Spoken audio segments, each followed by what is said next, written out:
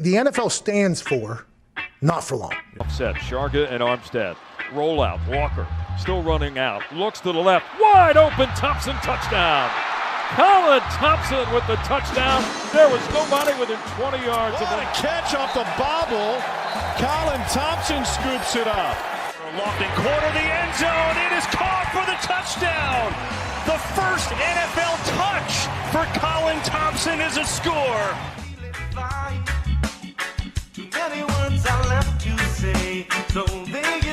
What's up, guys? Welcome back to another edition of the Colin Thompson Show, presented by Not For Long Media and brought to you by our friends over at the Original Fudge Kitchen. You know the drill. They ship fudge. They ship sweet treats across the country. Go to fudgekitchens.com to get your fudge, your sweet treats, all the fresh saltwater taffy, chocolate-covered pretzels, strawberries, the whole nine, and then all those famous fudge favors. Can't get the Jersey Shore to buy it at their 6-7 locations. They'll ship it right to your door, fudgekitchens.com. All right, so we have a fun episode today. They're all fun. Some are more fun than others, but this one is really unique, inspiring. Rob Long joins us. There's so much to talk about here, but Rob is with Uplifting Athletes, a organization that supports individuals that have rare diseases and helps them maybe find some comfort, maybe find some answers. Check out Uplifting Athletes, a first-class organization that I've been able to work with a little bit over the last couple of years, throughout my entire career, pretty much actually from college until this very point. So Rob's got an amazing story, guys. I think you're going to love this interview. There's nothing I could say to do it justice. So without further ado, I'm going to send over to Rob Long from Uplifting Athletes. All right, guys, excited to have really a very unique individual on, someone who's been to the mountaintop of success in college football and then also the mountaintop of philanthropy, which is near and dear to my heart for those that listen to the show. Uplifting Athletes, an amazing group that I've been able to work with, and I've talked about on here before too for our followers that know, our listeners, and we've done some stuff in Charlotte together. Brett Brackett's been a great friend, a great mentor, someone I work with. We've shared agents in the past, great advice, Doylestown guy now, but we have Rob Long on, executive director, who's just had an amazing journey, man. So first and foremost, how are you? What's going on in your world today? I'm good, man. Thank you so much for having me on. Every day is a blessing. I tell everybody I'm the luckiest man in the world. I have, nothing but gratitude for everything that I have in my life. And so I'm good, man. Everything's been going well. Been over 13 years since my diagnosis, and been able to accomplish a lot of things along the way, working with a lot of great people, Brett being first and foremost somebody that not only somebody I get to work with, but just like you said, awesome dude. He's like the North Star of any kind of decision you need to make. You can go ask Brett. But yeah, he's an incredible guy, and been working with Uplifting Athletes now for the last 7 years. My teammates at Syracuse started the Syracuse chapter of Uplifting Athletes in my honor after I was diagnosed, and it's been one of the most incredible opportunities for me to be a part of this and to kind of use what I've been through to give back. Yeah, you've given back and some, that's for sure. Yeah, Brett's the best. He, for those that don't know, check out Brett Brackett. He's been a mentor to me, a great football player professionally, but at Penn State as well. But also, he's been huge, getting me involved in different things. It's one thing as a player, you try to be philanthropic, and then you are when you're younger. It's a little bit easier. And then you get into professional sports, and you always wondered why guys didn't do more. Yeah. When I was out, right, or when I was at Temple or in college or in high school, I'm like, man, there's a lot of time. And then all of a sudden you become professional, becomes your life, and you have more free time, but you have less free time because you're almost 30 years old and you have a life. So you guys at Uplifting Athletes made it so easy for me to get involved in some things philanthropically, whether it's in person or donating, or you guys donated wristbands and swag to our kids camp in Key West, which I'm extremely appreciative too. Those kids love it. They're all putting it on when they're done. I'm a panic though, so I made them all take all their wristbands off for camp. So I'm that guy at camp, but I digress. I want to go back to the diagnosis. So we're going to get into Uplifting Athletes. Enough about Brett. He's heard enough good things about himself. So let's go right to, ground zero, man. Like, Yeah. life's good. You're an All-American punter at Syracuse. Yeah. How did things change? Dude, so I went into my senior year. My biggest concern was like what NFL team I was going to end up being drafted by, what city I was going to end up in. I went in with the mentality that I just need to do what I've continued to do. And, I'm going to be able to live my childhood dream of playing professional sports. Pretty much almost from the jump, our second game senior year was at the University of Washington. So we had a long flight, cross-country flight. We get in and go to dinner, come back from dinner, like don't feel well, sick, throwing up, whole 9 yards. And, didn't think anything of it. Fast forward next morning, getting ready, drinking, Pedialyte in the locker room, trying to replenish the liquids and go out, play, have a great game, and, on to the next thing. Every away game my senior year, I ended up getting sick. And it was one of those things that it didn't happen consistently enough where you're like, oh, there's something wrong, until it kind of got to the end of the season and I was having headaches. I walked into the Carrier Dome in Syracuse and I'm like, man, like, are the lights like brighter than usual? Like what's going on? So I started to develop this sensitivity to light. Thanksgiving morning, 2010, I wake up, and hadn't been out the night before, wasn't doing anything different, normal routine, woke up and can't stop throwing up. And I was living on South Campus. I'm probably at 3/4 of a mile from the football facility. I was able to, about after 2 hours, pull it together, get down to the facility, walk into the training room. I'm like, hey, there's something's not right. And so they're like, all right, like, let's see how you feel throughout the day. Day goes on, start to feel a little bit better. Playing my last game against Boston College, ironically enough, Mark Herzlich, a local guy, he's been through it.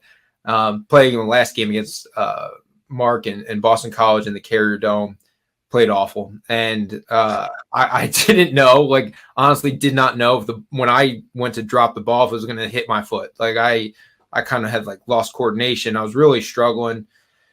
And so go back to the trainers. I meet with the team doctor on that following Monday, and doctor says, hey, we're going to just start ruling some things out. So they send me down to a hospital in Syracuse to get an MRI, walk in to meet the radiologist. And I said, like, hey, like, how you doing? I played a Division I football game 48 hours earlier. I didn't feel great, but I was fine. Like I walked in, could handle myself, like whatever. 5 minutes into the MRI, lady comes out. She's ghost white, and she starts talking real fast. She's clearly very nervous. I have no idea what's going on. I'm like, are you okay? Like, do we need to get you some help or something? She's like, no, I'm fine. Like everything's gonna be all right. So I go back to the team facility, sit down, and I don't know how it was for you, but at Syracuse, if you had like a season-ending injury, you went into the training room, you met with the team doctor, a couple of coaches were there, the training staff, hey, sorry to tell you, like you tore an ACL, or whatever. So I walk into the training room and the whole training staff's in there, like half the coaches. And so I was just like, damn, like this isn't good. Like, what are you guys all doing here? And nobody thought that was funny. And so I sat down, and the doctor said, you have a large growth in your brain, and you need to see a specialist first thing in the morning. And it honestly didn't even like land. It didn't resonate. I was like, okay, like I don't know what you're telling me. I called my dad because I knew I couldn't have the conversation with my mom. So I called my dad and I said, hey, like I got a large growth in my brain. I got to see a specialist in the morning. My dad's like, yeah, I just left your mom at your aunt's house. Your Aunt Christy was diagnosed with breast cancer today. So in the span of about 8 hours, my mom learned that her youngest sister was diagnosed with breast cancer, and her youngest and only son was diagnosed with, a brain tumor. And so I went and saw a specialist the next day in Syracuse, and probably within 10 minutes, he was like, hey, like, where are you from? I said, I'm from Philly area. My family's there, all my people. He said, you need to go home, be with your family. Flew me home later that day, and I met with a specialist at Jefferson probably like a week later, and sat down, and they just said like, hey, you have to have brain surgery. We're going to have to take the tumor out. And from there, we were optimistic. Like I was still in that mind frame. I was still taking calls from like, the East-West game, the Senior Bowl. They're like, hey, like, you going to be good? And I was like, yeah, I'm bounce back. Like, we're good. And I have surgery. So I spent my 22nd birthday, December 13th in the hospital, getting prepped for brain surgery, shave your head, whole 9 yards. December 14th, go in, have surgery. Surgery goes really well. Like, as far as brain surgery, if you can get 60% of the tumor, great. They got 90%. Come to find out, that 10% that was left is a little bit of a concern. It's in the center of your brain. You gotta, we're going to do the test, biopsy, and we'll get back to you. So 6 days later, December 20th, I go back to the hospital, and doctor walks in. He's clearly very nervous and just says, hey, like, do you guys have a history of brain cancer in your family? And before I could say no, because I didn't think we did, my mom says, that her dad passed away at 36 from brain cancer.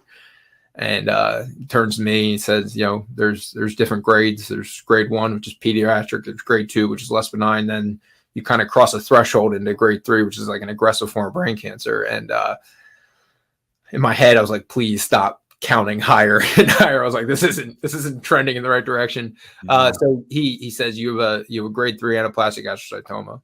So there's no cure for what you have, but we're going to try the best we can. And it was that day that I realized, like, I had worked all this time, invested all this time. I realized probably around like sophomore year, like this was a possibility for me to live my dream. And like from that day forward, it was like, hey, I'm going to do all the things I can off the field and on the field to set myself up. And that day, in the exam room at Jefferson, just like everything just evaporated. And what I didn't realize was like I had an incredibly long battle ahead of myself. I'd finished surgery. I had 14 months of chemotherapy and radiation to go through. The 5-year survival rate of my diagnosis at the time was 15%. So things weren't looking good. And doctors and nurses had basically prepped my parents. Were like, hey, like your son may not live but another 36 months. And so when this all went down, it was tough. And so my aunt, she's going through her breast cancer diagnosis. My family's had a tough run with cancer in general. And so I go through this treatment, come out 2012, doing well. Things are going good. Got clear scans. My teammates start the Syracuse chapter of Uplifting Athletes. And for probably the next like 3 years, I just was like, this is something I'm passionate about. I want to give back. And go up, I talk to the team, go talk in the community, kind of rally support. And in 2016, I reached out to the founder of Uplifting Athletes, a gentleman named Scott Shirley. And I said, Scott, like, can I do this full time? And fortunately for me, he was kind of in a transition part of his life and said, hey, like, yeah, like, come on and join the team. 6 months later, we hired Brett. And the funny thing was I played against Brett twice in college before I ever actually met the guy. And we don't talk about it because we got absolutely pumped both games. But he's great. And so we got to work together, and we took this organization that had such a great mission, such a great concept, and we put a lot of time and love into it. And the impact that it's had now is pretty remarkable. And so that's kind of my synopsis of where I've been and kind of what we've been doing and with regards to Uplifting Athletes over the last few years. How's your health now? 13 years, 1 month, and almost 13 years and 1 month to the day, cancer free. So wow, I'm doing good. Go back every 4 months, get an MRI, but things are good. I told you, man, every day's been a blessing for me. I have things, when I was diagnosed here, I never dreamed of being 30 years old. never dreamed of having a house, never dreamed of being married. I have all those things. I have an amazing wife and an awesome home and a job that it doesn't even feel like work. And I feel incredibly blessed to have all those things, to be where I am. And I just know that I've been extremely fortunate, and I just want to pay forward all the things that have been afforded to me. And so that's where the work that we do with Uplifting Athletes is so incredibly, important to me, and just passionate about what we've been able to accomplish at an organization. So as I sit here, I try to put myself behind the wheel of a car, somebody listening, or at a workout on a bike, or trying to get away from their family on a walk, listening to the pod.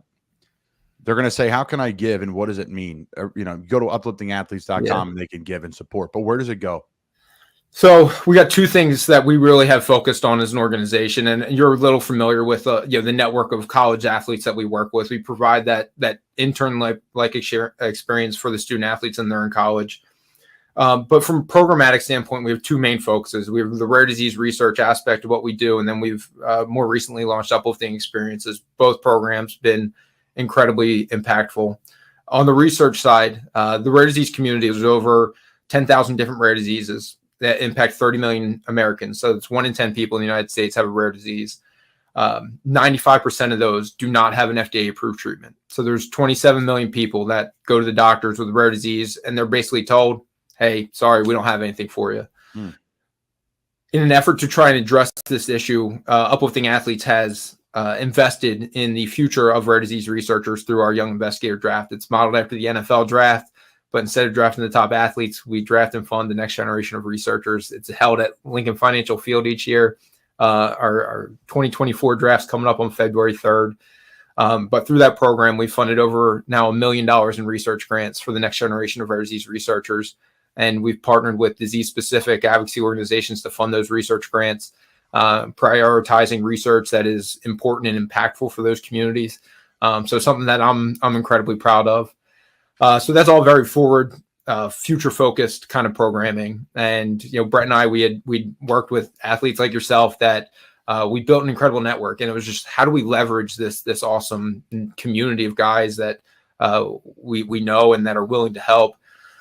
So we got a grant about 1.5 years ago to launch Uplifting Experiences and do it kind of the right way. We had a staff member that came on and took the lead, built the program out for us, and somebody else that helped kind of sustain the program. So 2023 was our first full year of Uplifting Experiences. We said, like, hey, we're going to try and do 10 to 15 experiences, do them really well, host a couple families, partner with our NFL colleagues, and kind of go from there. We wrapped up 2023 with 31 events, partnered with probably a dozen NFL teams, handful of Major League Baseball. We have a partnership. We're starting with the Flyers here. Actually, this weekend, Brett and I are going to the Flyers game with 4 families. Awesome. But we've had almost over 400 people come through the program last year. And so this is where we're pouring our time and effort, is to investing in research, into providing opportunities for families impacted by a rare disease to really explore the connections and network that we have within the sports community. It's such a fantastic idea, right? The basis of Uplifting Athletes. So for those that aren't familiar, and we probably didn't post, I didn't post anything about it. Maybe the family did, but we hosted a family in Charlotte at my house. Yes. And which was so cool because, I remember going back and you're, again, put yourself in like a NFL free agent, bottom of the roster guy's shoes. I'm like, should I get a good house? Like, I'm going to rent this place on the lake in Lake Norman. And it was affordable. Like, it was like right in the middle of COVID or right after COVID. So it wasn't too bad. And I was like, all right, I'm going to pull the trigger on this thing. Why not? Like, I only got one shot in this league. While I'm in it, I'm going to enjoy it. I'm not going to put myself in this little apartment. I've been doing that for the last 5 years. I'm done with that lifestyle. So I got a nice house on the lake, and we had the family over, and we fished, and we just hung out, and like they just wanted to talk. They just literally just wanted to hang out. So we had the family over, cook some food. We got a fire going. It was real cold. And again, this is just an example for listeners of kind of what you guys do. Attaching a pro athlete or an experience around sports with the family with really crazy times of rare disease and no answers to a lot of questions. And really, you don't know when the end's in sight, but it's coming, and hopefully it's a lot farther away than we expect. And then you guys tied it into, we got him sideline passes for the game. Yeah. Meeting all the players, big hugs, pictures. So really cool environment and some special individuals associated with uplifting athletes. I love everything about what you guys do. Thank you, man. And thank you for being a part of it. So you were with Yash, who is unbelievable. He's awesome, man. I don't know like we were allowed to talk about it, but dude, he is, I mean, he should be a general manager of a professional sports team. How old is he? Probably 15? Yeah, probably about 15, 16 years old now. Unbelievable mind. This was 2 years ago. I mean, he is so special, and he's got a crazy rare disease. I mean, God bless him and his family. Yeah, so it's incredible, man. We get to not only do we work with like the best kids in college, the best guys at the professional level, but the families are, bar none, they're some of the best people that walk this earth. I mean, the gratitude, the love and kindness that they carry with them is it's infectious, and it's something that makes working in this community so special. Everybody gets it. They understand kind of their situation, and it's a way for us to just kind of connect and understand, like, hey, been through some tough things, right? Like, little things don't bother us quite as much, and so we can kind of get past all the BS. But just an awesome group of people all around that we get to interact with, and again, another reason why I love what we do and what I get to do every day. Anything more you want to touch on the event February 3rd coming up? Yeah, so it's our 7th Young Investigator Draft. We're super excited about the event. We're going to go over $1 million in research grants funded through the program. We are incredibly thankful to be able to have this event at Lincoln Financial Field each year. So if you get to come to the event, there's stadium tours, opportunities to kind of enjoy the stadium, when it's not, packed with 70,000 people. But really the show itself is something that's really transformative, because, not only is it it's not a traditional award show. It's something where we get to honor and celebrate these incredible researchers that are doing incredible work. And our MC this year is a kid that has come through the Uplifting Athletes program. He was a Northwestern defensive lineman. He was a chapter leader. He was one of our rare disease champions, and he is now a professional wrestler in the WWE. We have Joe Spivak is going to be our MC this year. And one of my favorite anecdotes about Joe, when we were talking to him about leading up to the draft, he said, and he's this guy, you spend 15 seconds on the phone with him, you're ready to run through a wall, for no reason. And he said he got to the WWE and they told him hey, Joe, we need you to bring it down a notch. And I was like, yeah. And I was like, well, if they're telling you that there, then I can only imagine. So we're really going to need you to pump the brakes here at Uplifting, buddy. Yeah, I was like, we're just going to need you to kind of keep it under control. But Joe's going to be fantastic. So we're thrilled to have Joe be a part of the event. So if you have an opportunity to come, you can find all the information, upliftingathletes.org, the website, Young Investigator Draft tickets, everything else you need to know is there. But we'd love to have people be a part of it. What a great event. What a great event. Well, let's switch to something, I guess, Uplifting Athletes is positive, but your story is positive too, but it's heavy. How about the Syracuse Orange? I'll tell you what. I'm close with Fran Brown. Oh, very close. So you guys got the golden ticket and the combination of, you probably would have, not that it affects you guys anymore, but you probably set Temple back several years. Unless Coach Drayton, I hope he turns it around. God, I hope he does. But if they move on from him, I don't know. This Fran was the perfect guy from the job, from Camden, New Jersey. Syracuse is in really good hands. And I think you could see that already with all the stuff on social media. It's not fake either. He's pretty transparent, really transparent. Yeah. He's going to dominate recruiting in Jersey and PA, all the areas that you and I are from that are loaded with talent, as you know. Yep. And everybody comes and plucks players out of now. But you guys it's good times ahead at Syracuse, and a great staff like Elijah Robinson, all the other coaches that are brought in. These are legit amazing men, the strength staff. So I'm jacked for you guys. Thanks, man. I super pumped about Fran joining the squad. He's the press conference from the jump, you get a lot of like coach speak usually, and there was nothing. It was authentic. He almost let a couple mother effers go. Yeah. I mean, if you're listening and you don't know who Fran Brown is, go watch the press conference. Yeah. Fran Brown at Syracuse. I mean, Barstool's writing articles about it. Yeah.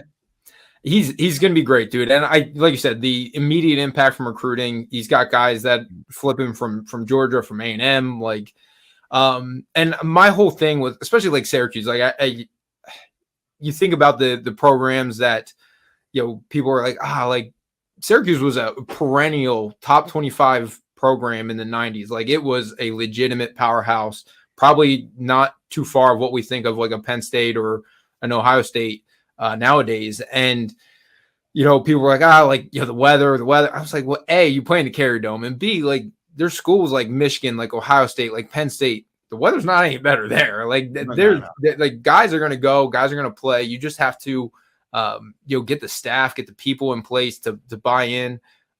Carrier Dome is one of the coolest places to play in the country. It gets louder than anywhere else just because of the noise has got nowhere to go. And I love that school. It's done amazing things for me and my family, but I'm super excited about Coach Brown and everything he's got going on there. How many domes are there in college football? I know Syracuse and then North Dakota State, I believe, is the other one. But D1, but they're not even D1. They're D1 AA, North Dakota State, Idaho. Yeah, I think that's pretty much it, dude. I never thought about it that way before. Yeah, it is did you ever play there? Never. Dude, Never. It's a cool spot. Like it's a really, really cool spot. We ended up playing the American when I was at Temple. Yeah. And we played Penn State. We didn't play Q's. Well, I don't know how close we got really. We didn't play BC. Okay. But no, dude, it's great. I'm happy for you. Fran is legit. He started recruiting some of the kids that I've mentored before. Awesome. Which is really cool too. And like it's fun for me. And I could say what I want, right? I go to Temple. It's not like I'm pushing it, but I'm like, listen, guys, I know what he's going to be. I know exactly. And that's like the key for anything too. So what's next for Uplifting Athletes? Like in the future here, like where do you see the company going? What's the next direction? What's the next connection to helping families and getting more athletes involved and growing the business? I mean, we've really laid the blueprint of what we want to do. The draft, the funding, and the research. The Uplifting Experiences program is what I see as kind of the future of what we can do.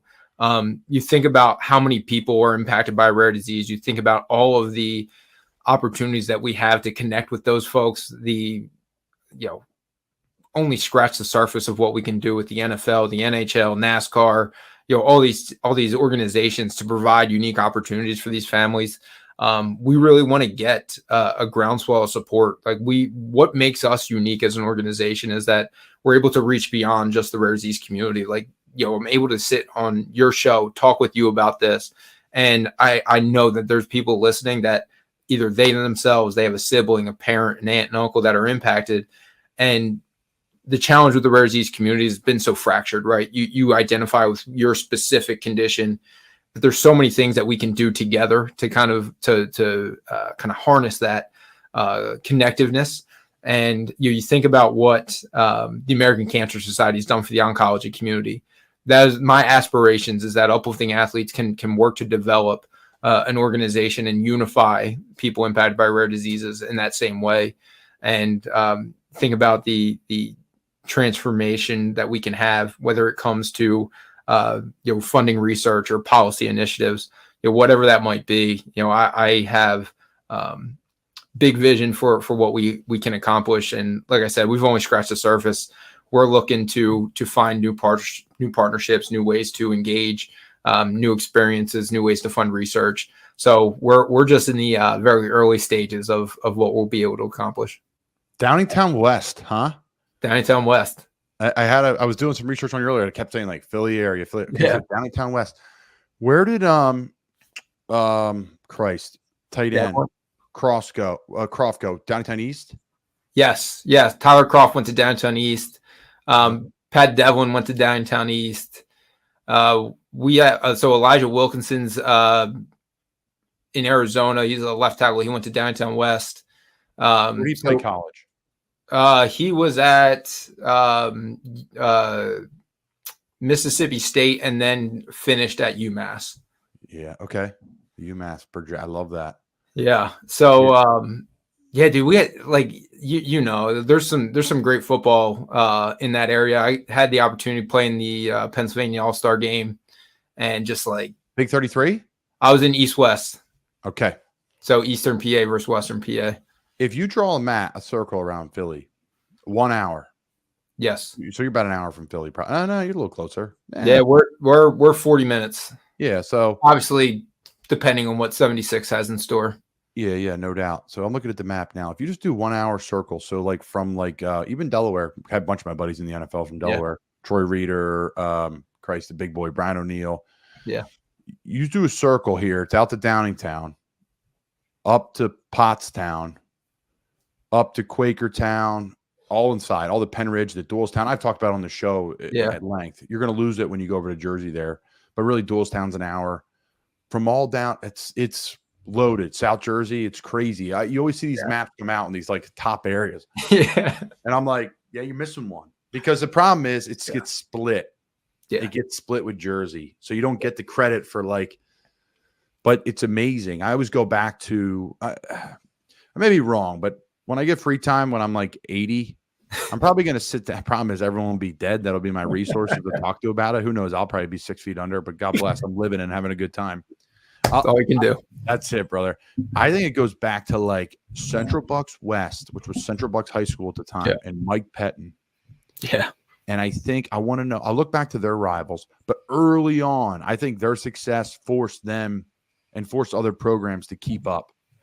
I mean, Mike Pettin Sr. was getting jobs to be the head coach at University of Miami out of high school. Like they were on Wheaties boxes. So like, I think because it was all Pittsburgh, always Pittsburgh this, Pittsburgh that. And rightfully so. Like Terrell Rivas, Mike Ditka, you name it. Dan Marino. So it's a great football area, man. It really is. There was, even going back, so when Downingtown was one school, you think about, there was like the Harris brothers, Arlen Harris, Aaron Harris, came out. Like there's some dudes that can play in that area. That it's usually the same type of guy too. Like tough, like smart guys, great dudes. Like, for the most part, I played with a lot of great guys. Minnie Maxwell Wars, I got to know a lot of guys, but from Delco to Monco to Bucksco. Yep. And then we got Will Howard, the Ohio State quarterback now. Yeah, Downtown West kid, great kid. I'm trying to get him on the show. Is he uplifting? He's done uplifting athletes for sure. Yeah, I can put you in contact with Will. He's been ghosting me. No, he hasn't been ghosting me. He's got back to me. I'm like, just let me know when you got time, bro. Like, I don't push guys, Yeah, he's a great kid, man. He's and looks like he might get our boy Bill O'Brien as the OC in Columbus. Interesting. I don't do that. Yeah, we're gonna move right past that. How do you think Will's gonna do there? I know he was great at Kansas State. Yeah. The lights are freaking bright at Ohio State, and what a great opportunity for him, to go there. That's the one cool thing about transfer portal. I'm going to get your thoughts on this. First off, I think he'll do well there. Yes, I think he's going to do well. I think the best thing it's for guys that are in that situation, that are confident. You're betting on yourself. If you go out and do your thing, hey, everything's in front of you, and that stamp it. Yep. This transfer portal stuff, I think the real problem is the transfer portal, not the NIL. But the problem is the transfer portal is really what the guys need more than the NIL, because and after a certain period of time, because the transfer portal, it's great, right? For guys like Will Howard, who went to Kansas State for 3-4 years, and it's not a match anymore. Yeah. But he went through dark times at Kansas State. I can guarantee it. No one has 3 great years in college. But the problem is that taught him a lot of different lessons along the way. Yeah. Instead of hey, I met some adversity, I'm not playing, let me go transfer. Which, if there's an issue with the coach, or there's an issue administration, or in school, or in socially, then you should transfer. And I get that. And that's why it's really hard, because you can't regulate it and you don't know what's going on in people's life. Yeah. But it's going to be good for Syracuse. That's for damn sure. It definitely is. I've always been a little conflicted on it, because I think there's there's an easy out now, or an easier out than like when we were there. There's things that I think I learned, and I went through a coaching change with Greg Robinson to Doug Marrone, and I think there are lessons that you learn. There's adversity that you have to go through in order to become a more well-rounded person, to build character within yourself. And there's times that the only way to get through a tough time is to go straight ahead. And I would caution kids against that quick trigger of like, I don't want to deal with this. You're going to have to deal with it somewhere. And so like, you got to kind of take your licks. I think Will's been a great example of that. Like, he didn't get to play every year. He backed up Adrian Martinez, I think. And so forever, I think. Yeah. Or he wasn't, or he was at Nebraska. I don't know. There was a million. Yeah. Just ignore me. But like, I think there is those lessons that are valuable life lessons to learn, that I think football is the one spot that you can learn that from. And, that's been the kind of the challenge with transfer portal, is like, but at the same time, there's exactly all the things you're saying. Like, sometimes it just ain't a fit, right? Like, this isn't where I need to be. Part. But then, like, you should have to sit a year. It should be something. Maybe there's a financial punishment. Like, hey, when you get your NIL money, like, you got to give $50,000 back to the end. I don't know. The NCAA blew this whole damn thing. Well, like, they're not exactly the ones that should be policing the situation. They're horrible. Like, the funny thing is, like, they're open territory for everybody. Yeah. Like, every coach, every player. I don't rip anybody on my show because I don't know what my next job is, and I don't want to be that guy. But I have no problem ripping the NCAA. Like, no problem, because I'm an incompetent individual at times, a lot of the time, and I still think I do a better job. Like, there's some really smart people there. You gotta be to work for a big corporation to some extent, right? Now, not every corporation has great people working in it. You come to find out, right?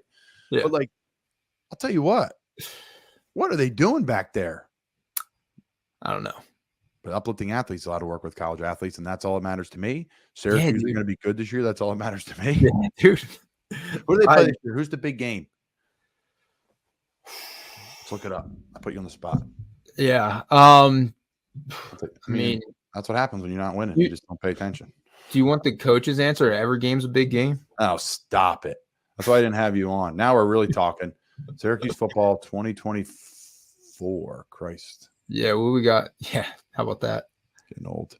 Okay, you got Ohio Bobcats, win. Holy Cross, win. Dub. UConn, good game, but win. BC. Got to. Toss up. Cal, win. NC State, toss up. Pitt, toss up. Georgia Tech, win. Miami, toss up. Stanford, win. Virginia Tech. So, okay. So you got Stanford. That's the big out of conference. You got Cal. That's the big out of conference. Yeah, I think Stanford. Yeah, I mean, it's not bad. So I remember when we were there, the athletic director, Dr. Darryl Gross, he was a great guy. He's good to me, good to my family. His mentality was that if you want to be the best, you have to beat the best. And man, did we struggle with that mentality. Isn't that great? Oh, listen, dude. Sometimes you got to be smart, tuck your ego aside, and know when you got to plan the best. Like, I would plan the juggernauts for Syracuse in like 3 years. Yeah. Like, we got really lucky at Temple. Because our coach rules third year, my second year, we played Penn State to start the year. Penn State was a little down that year. Yeah. And we blew them out. Now, our team at Temple was loaded with players. We probably have 25 guys in the NFL, another 15 in the CFL. So probably 50 professional, like really like guys, not just like tryout guys. So, which is impressive too. Don't get me wrong. I'm a tryout guy too. But so we got lucky. And then Notre Dame late in the year, we were 8-0. We played Notre Dame on Halloween and we lost by 4. So funny little story there is the night that I met my wife. Where'd you meet her, in Philly? In K-Lot. I was tailgating for game day, was there. Yep. Went down. My cousin, I was like, yeah, like let's go. And one of my teammates from Syracuse was on staff at Temple. Damon Merkerson, awesome dude.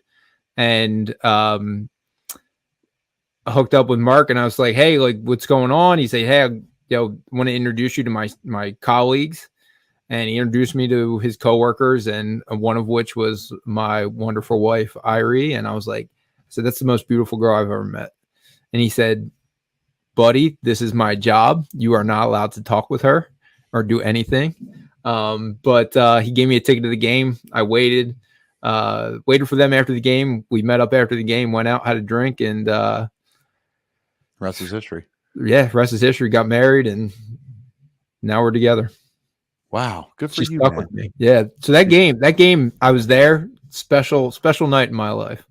Well, I'll say this too about that game. Everybody and their sister was there. Crazy. You know how many people come up and be like, I was at that game. I was tailgating that game. Yeah. That's why I think it was the biggest college game day atmosphere ever. Because Awesome. Philly, there's no team. Temple's barely a team. I love it. I love my alma mater, but we stink. We stink. And I'll admit that. The bottom line is like Temple, Drexel, St. Joe's, kids from LaSalle. They're getting buses up. I think some of the schools were providing buses to get like Villanova. The city showed up for that game. Oh, it was packed. Yeah. Tailgate packed. Halloween. Yeah. So it was a good memory. I don't remember much. I don't remember much. The older you get. Trust But me. I remember coming out at warm-ups and being like, holy shit. Like the Notre Dame guy was next to me and I was doing my normal routine and they were kind of, I was kind of, I don't know, it was in their way, but I was down on their end. Yeah. He was like, hey, man, good luck today, blah, blah, blah. It was Schmidt, their linebacker. It was Jalen Smith. They had like a walk-on guy, Schmidt. And I'll never forget it. He's like, what's up? I'm like, dude, I've never seen this many people inside the stadium for our games, let alone for a warm-up. Yeah. It was packed, like an hour and 30 minutes before the game. So yeah, it was a good night. It was like good weather, and it was a close game, man. It was, dude. So that was the reason it was a close game was that because it was a close game. So I was supposed to meet my future wife. They were like, hey, come to the game. We'll come up after halftime. We have to do an on-field ceremony. And I was like, great. So it gave me, and mind you, I was tailgating from 9:30 a.m. Perfect. Through the game. So I'm like, yeah, dude, I was like, I'm kind of hitting a wall here. Like, you guys coming or not? And he was like, dude, so they stayed on the sideline the entire game. And I sat by myself in the club box. I had a good time. Saw a good football game. I did. I got a little concerned. I was like, I'm waiting for this girl by myself. She knows I'm waiting for her by myself. I have no idea what I'm going to say, but I figured it out. It worked out. But yeah, unbelievable game. I can't believe I thought Temple might pull it out. Yeah, we should have won. We covered 2, corner didn't jam Will Fuller enough, and then safety didn't get over the top. Will Fuller was running south and north, right to freaking west. Where'd he go? Holy cow, Roman Catholic. Yeah. Right where he was going, right up Broad Street. I'm like, this is horrible. But yeah, it was, we kind of folded after that and lost in a bowl game. And then the next year we won the championship right here, right where I live in Annapolis. I live 150 yards from the football stadium. So wow. Listen, man, it was great catching up. Yeah. I'm glad we were able to talk. I'm glad our listeners get to learn more about uplifting athletes. Again, if you have the means, give. This is a charity that has major impact. Major impact. Not just where's my money going? You heard it from the horse's mouth. So, dude, I appreciate you. And anything you guys need from me, please let me know. Appreciate it, Colin. Thank you so much for having us, man. Look forward to staying in touch and continue to work. And we'll hopefully grab a bite at Altamonte's one day. Yeah, Altamonte's. Shout out to Altamonte's where I did a Altamonte's. And I had 50 people hit me up with a text after and said, I'm going in. So Altamonte's, we could put your name right along the bottom here as a sponsor. Yeah, I'll vouch for it. It's great. It's great. Appreciate you, bud.